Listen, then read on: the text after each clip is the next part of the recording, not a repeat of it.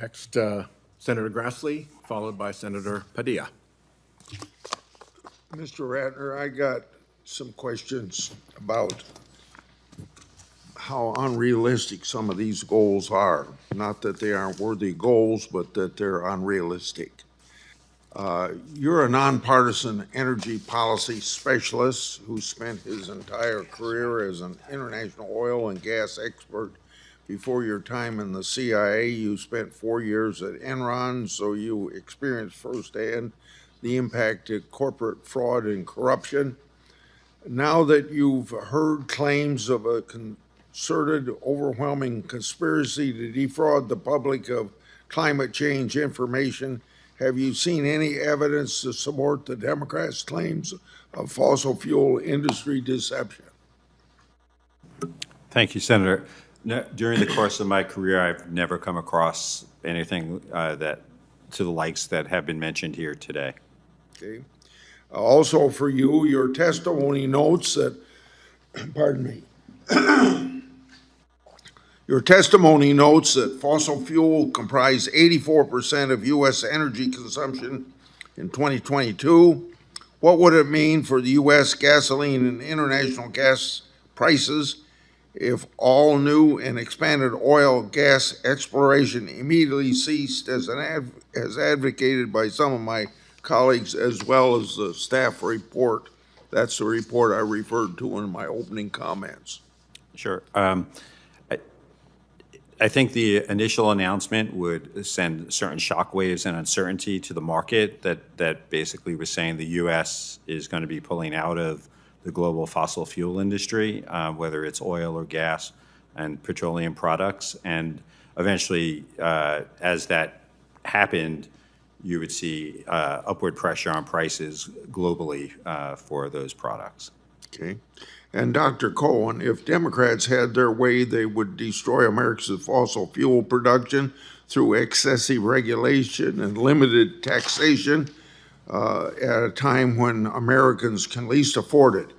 In your view, in your point of view, what is the difference between tobacco and fossil fuel commodities? What impact would a massive oil and gas supply reduction have on geopolitical conflict and the U.S. economy? Senator, as I'm saying in my testimony, an abrupt halt to all fossil fuel production in this country would be an economic suicide.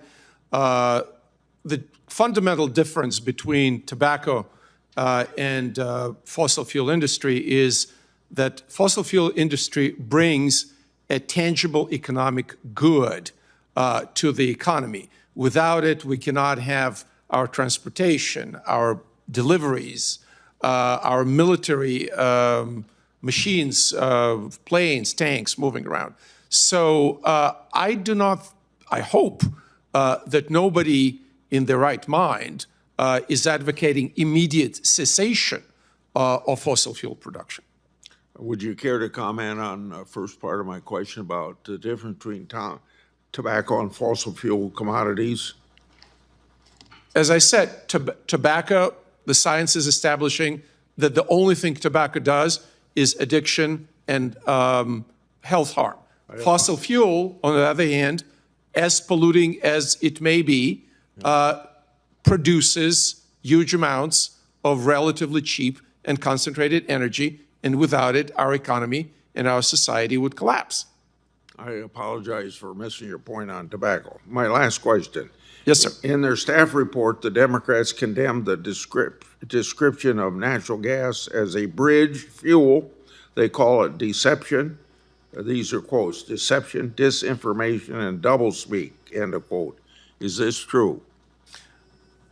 I think vilifying an industry that was the backbone of U.S. economic growth in the last part of the 19th century and for all of 20th century is speaking to a certain agenda.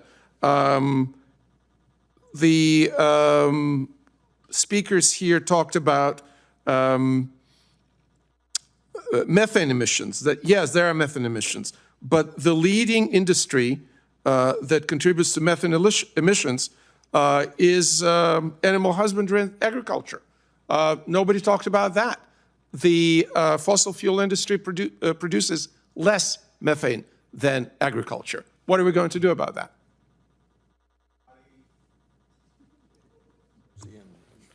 Okay.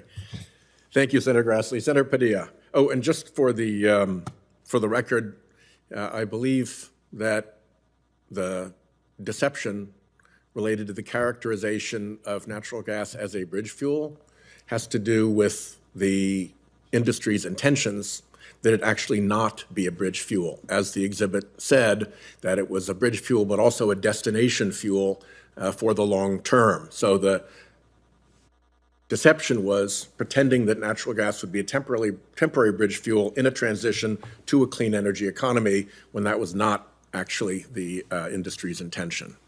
Just to be clear. Senator Padilla.